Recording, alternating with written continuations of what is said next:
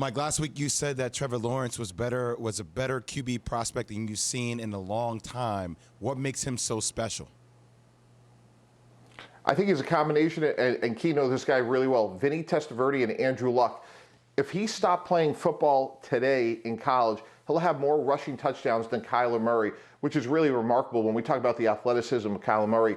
I think he can make all the throws. He's high character. He can process information, and there's really no holes in the game. And I think what's going to be interesting when we spin this story forward is, what happens if Trevor Lawrence doesn't want to go to New York? Could this be the first conversation we're having in the NFL since Eli Manning said, hey, I'm not going to be a San Diego Charger over a decade ago? And I think there's going to be a lot of speculation that if the Jets do wind up with the first pick in the coming months. We'll see what happens. There's going to be a whole lot of orange on the field for Trevor Lawrence this coming Saturday. It'll be Clemson and Syracuse. And then once it's done, maybe a whole lot of Gang Green and a whole lot of Kelly Green in his future as well. We'll keep an eye on Trevor Lawrence. Like you said, most known for the hair and the arm, but maybe we should pay attention to the feet as well. Mike, thank you very much. You can always hear Mike's thoughts from a GM perspective every Monday morning here on Keyshawn, J. Will, and Zubin. Mike, thanks very much. All right, thanks, guys. Thanks, Mike. Great to have Mike Tannenbaum and his perspective on the program. You can catch Mike on Get Up at 8 Eastern as well. You were kind of shaking your head when he made that Trevor Lawrence comparison to Andrew Luck. I was just thinking still about the Cleveland Browns and Baker Mayfield and how they evaluated him coming out. Like, if you go back and you look, I just don't understand what they're looking at sometimes. How did you evaluate Baker Mayfield coming out of college? I didn't think Baker Mayfield was the top quarterback in the draft. I did not. I don't like smaller quarterbacks taking that high. I just, everybody points to Drew Brees and Russell Wilson. Russell Wilson landed in a perfect situation with the perfect coach and a perfect defense to bring him to where he is today. That was perfect situation. Drew Brees, perfect situation with Sean Payton. It was just a perfect situation. You can't just neither one of those guys were taken as the number one overall pick. Now you fast forward to Trevor Lawrence. I think Trevor Lawrence is great. I think he's a great quarterback.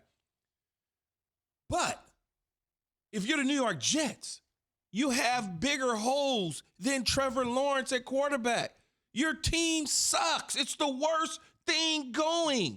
So you drafted a guy 3 years ago with the third pick of the draft because he was your Trevor Lawrence. He has nothing around him, nothing, zero, zilch, right? Nothing. He looks good at times and bad at times with nothing around him.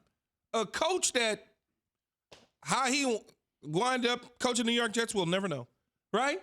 But you're ready to move on from him because you think Trevor Lawrence is the next Andrew Luck? What the hell did Andrew Luck win?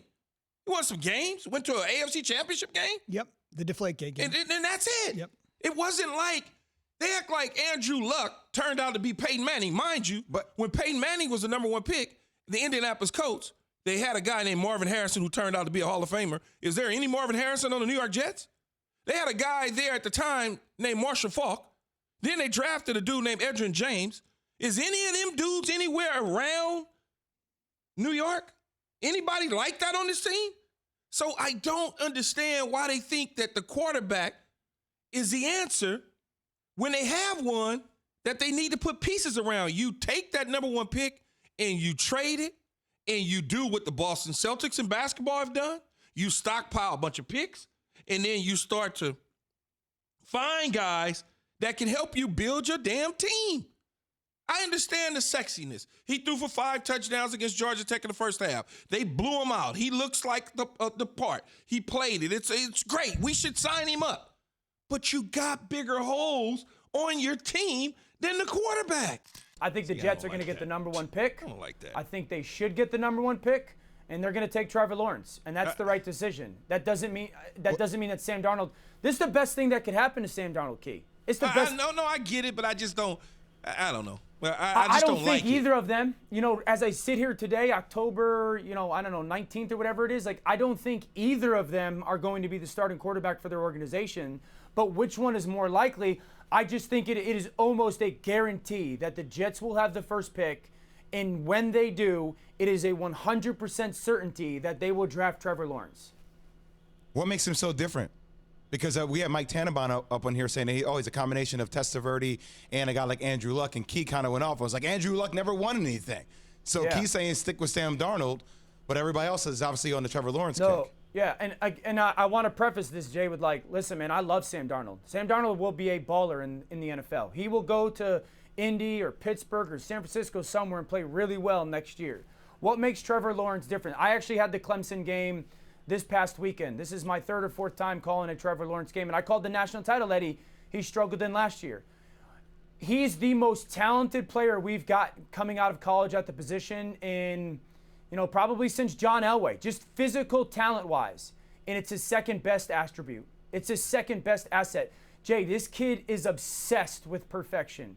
I asked him, because I did the national title game for the MegaCast, and I asked him this week on Wednesday, hey, Trevor, what did you learn about yourself coming out of that national title game? And he said, I knew I was getting away with things that were going to catch up to me. I knew that I wasn't trusting my pocket and it was going to catch up to me. And I knew that I was bouncing and forcing my shoulders to go up and down and that I was losing accuracy because of it. And I knew that at some point it was going to show itself, and it showed itself in the national title game. Imagine being 20 years old, the best player in the country, and saying that. Like the self-awareness to get better, the want to become perfect in every little thing is at like a maniacally high level. And so he's ridiculously talented. He makes every kind of throw in the right situations. He's a crazy big athlete. He's got high-end smarts, but he is obsessed with trying to become the absolute best at every little thing. That's why it's a no-brainer. Thanks for watching ESPN on YouTube. For live streaming sports and premium content, subscribe to ESPN Plus right now.